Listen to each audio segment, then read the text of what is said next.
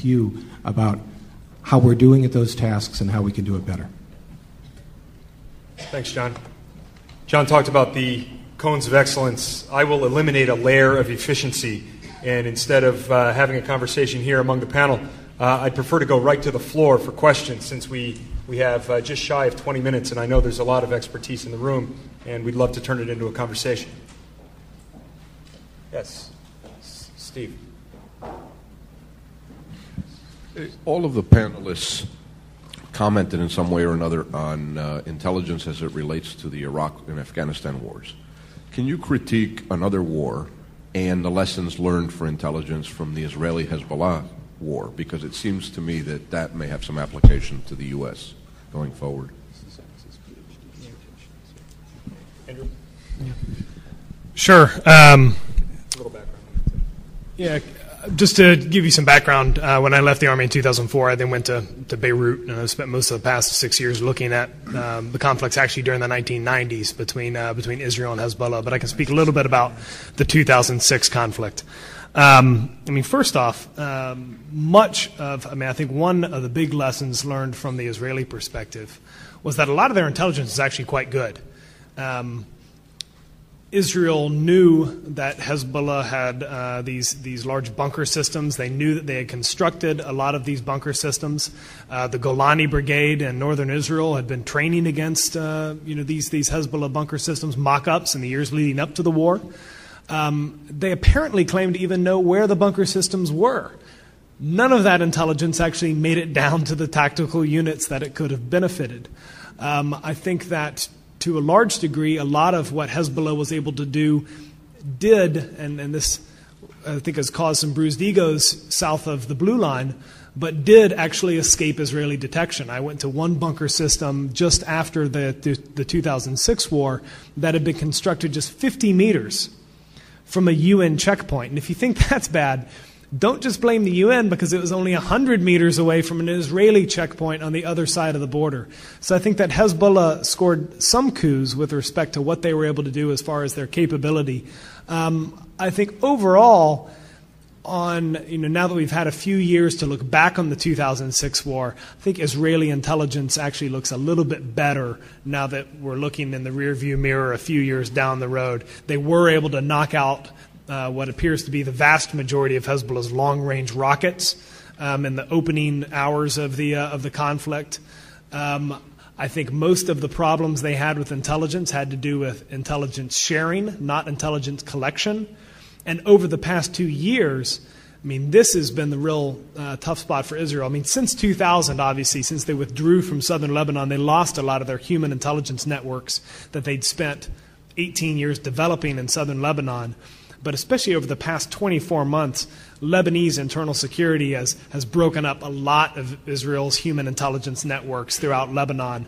And as they've done that, two things have happened. First off, Israel, I think, has suffered a degradation of their intelligence gathering capabilities in Lebanon. But second, we're starting to learn, actually, how Israel was able to be as accurate as they were in 2006 as far as targeting. So I'm not so sure that Israel's intelligence failures in 2006 at the tactical level were quite as bad as they initially appeared in August and September of 2006.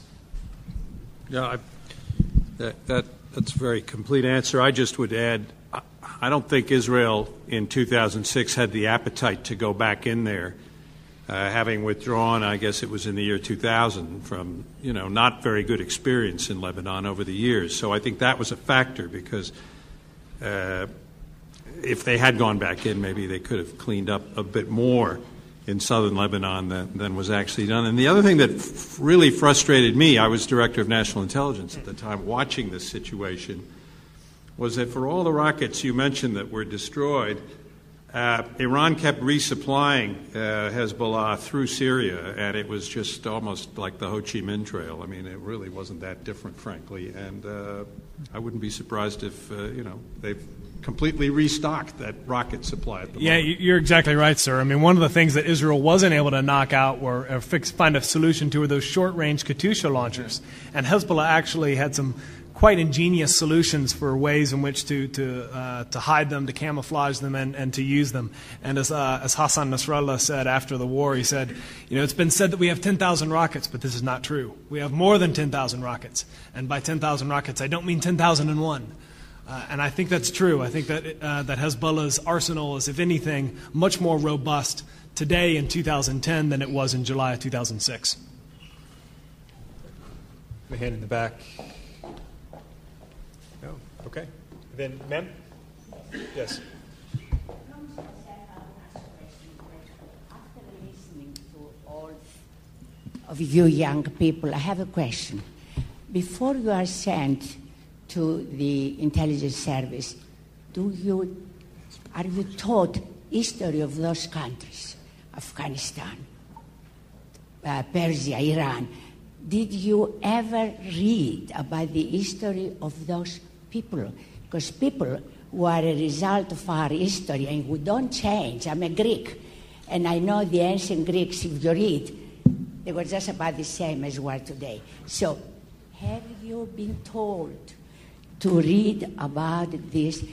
For example, Afghanistan was never conquered by Alexander the Great. Alexander the Great conquered everything up to there.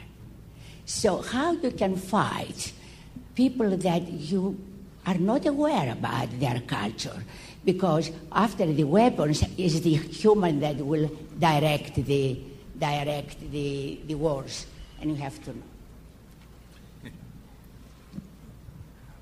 know. Ma'am, I had the privilege and the extraordinary experience of fighting in Iraq for the second time in 2003, 2004. I was taught next to nothing about Iraq before the first war. It didn't matter very much because I was smart enough to figure out which tanks didn't look like mine. In the second war, when we were fighting a war among the peoples, in Rupert Smith's phrase, I did not have the knowledge I needed to succeed, and I was not taught that before I went. And this is despite the fact that I already had a PhD, literally had a PhD in counterinsurgency before I went over there. When I came back, I had an extraordinary experience. My press is the University of Chicago, and they found in the Bodleian Library in Oxford a wonderful little book that had been published in 1943 by the U.S. War Department, and it was titled Instructions for American Servicemen Serving in Iraq, because during World War II, we actually had a couple of hundred American soldiers serving there with the British to pacify Iraq. And this little 1943 book was better than anything I'd seen before then or anything I've seen since. And Chicago actually republished it, and it's being issued now to soldiers going over there. So we have not done a great job. I don't think we've covered ourselves in glory in remembering the lessons of previous experiences we've had, and so we are literally doomed to relearn previous lessons. I think you're underestimating yourselves. And as a civilian who's never been a military officer, let me just say, I don't think that other than our academic community in this country, there's a better educated class of people than the United States military. And the number of military officers who have PhDs, starting with David Petraeus, now that we mentioned his name earlier, and people right at this table, is absolutely extraordinary. And the thirst for knowledge in our military is just huge. It put the State Department to shame.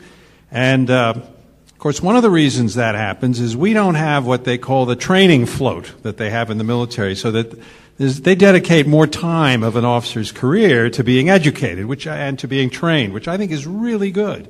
And we're trying to adopt more of that in our State Department personnel policies, where the sort of conventional wisdom is the same as it was 100 years ago, which is on-the-job training is the best possible training you can have. Well, we all know today that that's not entirely true. And very quickly, in the intelligence community, most of the analysts who focus on regional areas have either lived in those countries that they're focusing on before they joined the intelligence community, and are usually very much still involved in terms of tracking what's going on politically, reading books that are still coming out. They're very much still involved in that. Personally, I studied at Beijing University before I went in went into work for the government, and most of the people who I worked with have both been there before they went into the intelligence community, and actually often continued to go there on conferences. Yes, sir.